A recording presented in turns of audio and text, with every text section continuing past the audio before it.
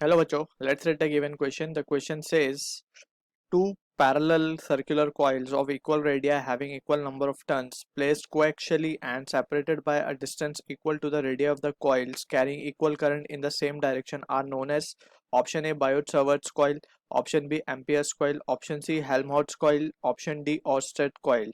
So about a coil, first we need to understand the basic concepts. So हमें पता है कि let's suppose we have a coil and it is carrying a current in this direction.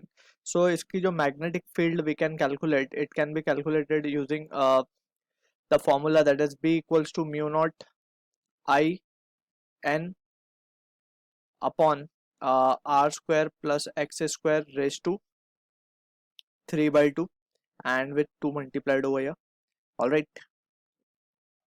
Alright, so ये expression होता है for a coil that is carrying current I and at a point x इसके axis पे that is the on the axis of coil that is at a distance x और इस coil का radius हमने माना है r.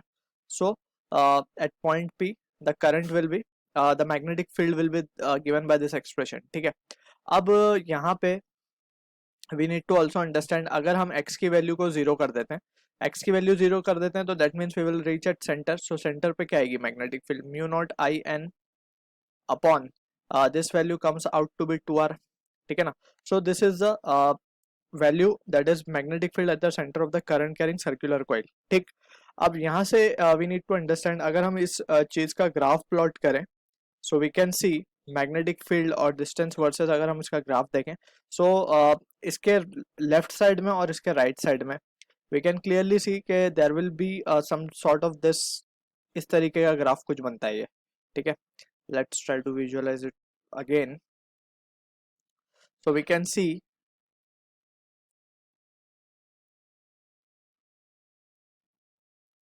ठीक. सो इसको अगर हम इस ग्राफ को ड्रॉ करें सो ये कुछ इस तरीके का बनता है. लेट्स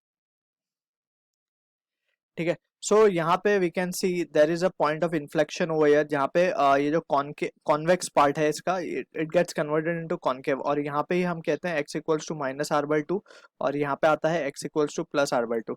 यानी कि इसी डिस्टेंस के बाद we can say the graph shows an मतलब वो ग्राफ के अंदर कमी आती है मैग्नेटिक फील्ड की that is and this is the maximum value. ठीक है ना. एंड मैक्सिमम कहाँ है, वो सेंटर पे है जो कि वैल्यू हमने ऑलरेडी कैलकुलेट की है this. So this result we need to understand. अब इसी को अगर दो कॉइल आपस में कोएक्सियली रखे जाए एंड विद द सेपरेशन कितना होना चाहिए दोनों के बीच का, same as the radius of the coil. ठीक है. सो यहाँ पे अगर हम सिचुएशन ड्रॉ करें so this is the coil, दो कॉइल हमने रख दिया और दोनों का सेपरेशन क्या है, it is equals to the radius of the coil. ठीक. सो ऐसे कॉइल को हम कहते हैं हेल्महोल्ट्ज कॉइल. ठीक है ना. So this is known as the Helmholtz coil और दोनों में डायरेक्शन ऑफ करंट दोनों का सेम होना चाहिए. So this is the direction of current and same current will be flowing in the both coil. ठीक है. सो इससे होगा क्या, इससे होगा ये इस कॉइल की वजह से at a distance r by to and इस कॉइल की वजह से at a distance r by to एक यूनिफॉर्मिटी क्रिएट हो जाएगी. एक यूनिफॉर्मिटी क्रिएट होने के बाद जो मैग्नेटिक फील्ड का अगर हम डायरेक्शन कंसिडर करें, लेट्स से दिस ग्राफ हम यहाँ पे अगर प्लॉट करें this is representing magnetic field. So इसका ग्राफ जो बनता है वो कुछ इस तरीके से बनेगा. Let's try to visualize this. यहाँ पे कॉन्केव पार्ट आ गया, ये कॉन्वेक्स में पार्ट चला गया और यहाँ पे ऑलमोस्ट एक यूनिफॉर्मिटी मेंटेन हो जाएगी and again it will go like this. ठीक है ना. So this is what the graph will look like. ठीक. ये है और ये जो वैल्यू आती है यहाँ पे दैट इज दिस वैल्यू, यहाँ पे वैल्यू आती है maximum value of the magnetic field due to this both coil. ठीक है. और वो वैल्यू होती है दैट इज एट पॉइंट अगर हम यहाँ पे मान ले और ये डिस्टेंस क्या होता है, this distance is x equals to r by root two. We need to be careful, ये डिस्टेंस हमें याद रखने होंगे r by root two distance पे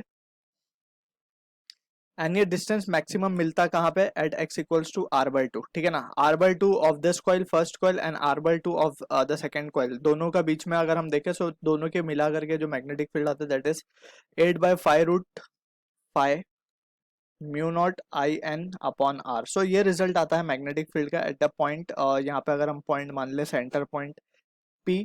सो यहाँ पे हम लिखेंगे this will be the value we are getting. And यहाँ पे वी कैन से जो इंडिविजुअल कॉइल का है that graph we have already discussed over here. So यहाँ पे यूनिफॉर्मिटी क्यों आ रही है, बिकॉज अगर हम लेफ्ट साइड में देखें, सो लेफ्ट साइड में इसको एक अलग कलर से वी कैन शो। सो यहाँ पे जो चीज आएगी we can say this will be the case, individual coil की वजह से जो चीज आएगी वो we are drawing over here with blue colour.